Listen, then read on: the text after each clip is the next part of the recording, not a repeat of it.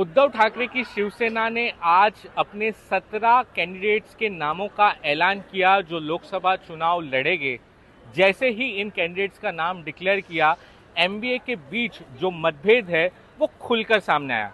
दरअसल 4 ऐसी सीटें हैं जहां पर एमबीए का पेच फंसा हुआ है। पहली जो सीट है वो सांगली की है, दूसरी भिवंडी, तीसरी मुंबई की साउथ सेंट्रल और चौथी मुंबई की ही नॉर्थ वेस्ट सीट। अब इन चारों सीट को लेकर एमबीए में ऐसा मतभेद चला है कि अब खुले तौर पर सामने आकर एक दूसरे के खिलाफ जो है बयानबाजी भी हो रही है। सबसे पहले तो शरद पवार ने एक आज पार्लियामेंट्री बोर्ड की मीटिंग में अपनी नाराजगी जताई। ये एनसीपी ऑफिस है और यहाँ पर लगभग 3 घंटे तक एनसीपी की पार्लियामेंट्री बोर्ड की मीटिंग हुई और सारे तमाम एनसीपी के बड़े नेता और कार्यकर्ता मौजूद थे। और शरद पवार ने ये कहा कि एमबीए के जो अलायंस पार्टनर है यानी कि कांग्रेस और शिवसेना ने उन्होंने गठबंधन का जो धर्म है उसका पालन नहीं किया। शरद पवार का ये कहना था कि शिवसेना, कांग्रेस और एनसीपी इन सभी अलायंस पार्टनर को एक साथ एक जॉइंट प्रेस कॉन्फ्रेंस करना चाहिए था और जॉइंट प्रेस कॉन्फ्रेंस कर सारे जो शीट्स है उसका डिक्लेरेशन करना था। लेकिन सबसे पहले कांग्रेस ने अपने कैंडिडेट्स की लिस्ट जारी कर दी, फिर आज जो है शिवसेना ने अपने कैंडिडेट्स की लिस्ट जारी कर दी। तो उनका ये कहना है कि कहीं ना कहीं जो अलायंस एमबीए पार्टनर्स है उन्होंने जो गठबंधन का धर्म है उसका पालन नहीं किया और उससे वो खासे नाराज है। अब देखिए, शरद पवार वही नेता है जिन्होंने एमबीए को हमेशा जोड़ कर रखा, चाहे जब एमबीए की सरकार बननी हो और जब एमबीए सरकार से बाहर थी, जब शिवसेना में फूट हो गई, एनसीपी में फूट हो गई, कांग्रेस के तमाम कई बड़े बड़े नेता जो कांग्रेस छोड़कर जा रहे थे, तो शरद पवार यही नेता है जिन्होंने एमबीए को एक साथ रखा। कल रात तक भी शरद पवार से लगातार बड़े बड़े कांग्रेस के नेता, शिवसेना के बड़े नेता उनसे मिल रहे थे, सलाह मशवरा कर रहे थे, डिस्कशन चल रहा था। तो ये जल्दबाजी में लिया गया फैसला कहीं ना कहीं एमबीए में एक बड़ी दरार पैदा कर रहा है। अब देखिए, सांगली का ऐसा है कि सांगली लगता है कांग्रेस को कि वो उनका स्ट्रांग होल्ड है, लेकिन अब सांगली से शिवसेना ने अपना कैंडिडेट खड़ा कर दिया है। उनका ये कहना है कि कोल्हापुर से आपने अपना कैंडिडेट खड़ा कर दिया है तो सांगली हमने ले लिया।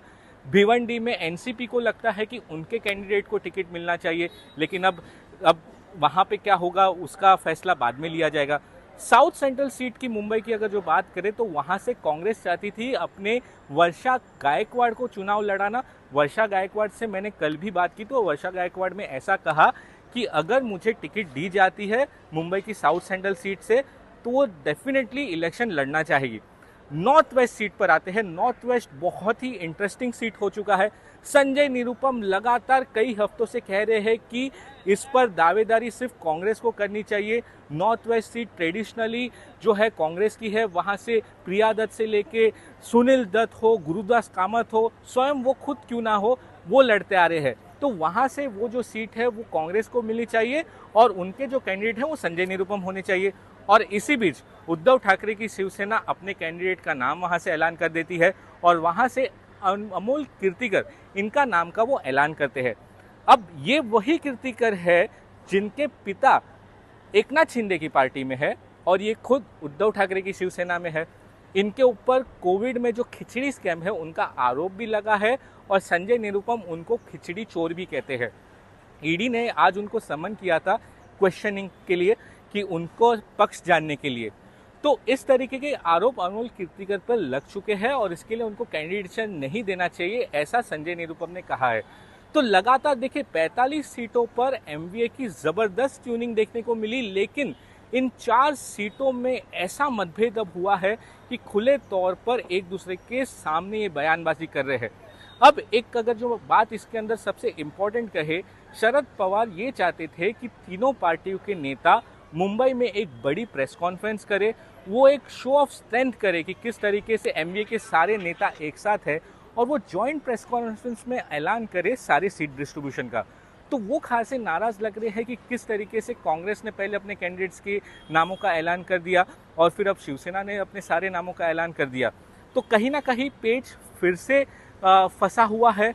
अब कांग्रेस के जो नेता से मैंने बात की और साथ ही एनसीपी के नेताओं से बात की तो उनका ये कहना है कि शिवसेना यानी कि उद्धव ठाकरे की शिवसेना को पुनर्विचार करना चाहिए।